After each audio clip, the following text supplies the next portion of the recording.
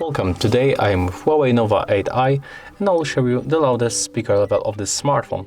So as you can see, here I have the decibel meter and I will measure sound level with this device. So right now I'm going to turn it on and set up to the maximum volume mode. Okay, as you can see, it's turned on, and it means that all of these values that you can find on this display will only change when our device registers the highest volume level than the previous one. So of course I'm going to put it very close to the speaker, and in this phone you can find speaker right here at the bottom.